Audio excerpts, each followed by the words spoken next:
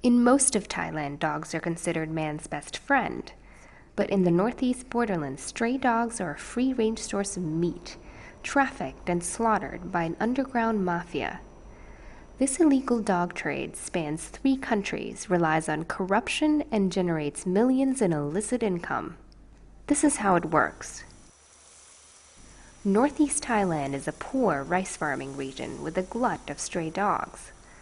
Most villagers here typically don't eat dogs, it's un-Buddhist, but enterprising Thais have made small fortunes illegally smuggling dogs across the Mekong River to Vietnam, where dog meat is high in demand.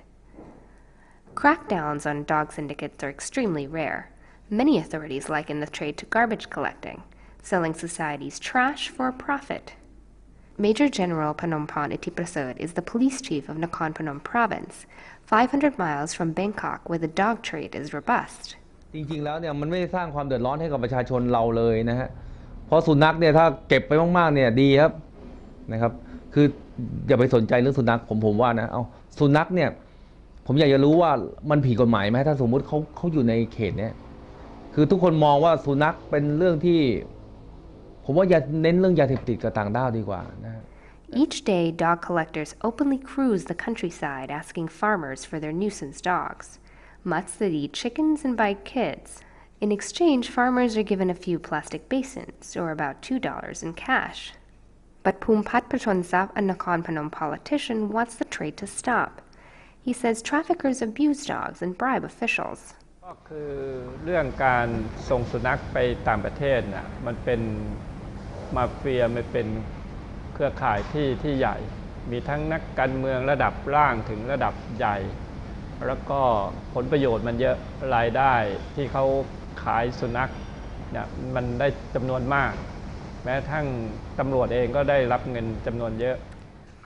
Collected dogs are corralled and graded for quality in a village called Tha Ra. Old, skinny, or otherwise low-grade dogs are then sold in underground butcher shops or in semi-secret restaurants like this one. คล้ายๆว่าดับคาวดับอะไรเนาะเหมือนเนื้อหมูมันก็เหมือนเนื้อมันบ่มีกลิ่นอย่างไรบอกพี่ บ่มีเท่าแบบว่าเฮามักแล้ว But the vast majority are exported to Vietnam. In Thailand, syndicates spend about $2 per dog.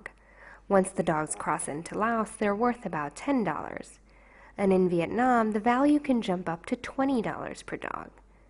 Roughly 1,000 dogs are trafficked out of Thailand every night. This underground trade appears to generate more than $3.6 million each year in a region where jobs are scarce. The town of Tha Ra, if we have no business on the dog meat, we can survive. When police do seize trucks full of dogs, the animals become the government's problem, like these dogs left over from a raid 6 years ago. Most shelters don't euthanize for fear of violating Buddhist doctrine, so each captured dog must be fed and sheltered for life. But that's a far better outcome, say animal welfare advocates who think the dog trade taints Thailand's reputation. Thailand is not as poor, not a poor country anymore. We have supermarket everywhere, even in a small corner of a small village.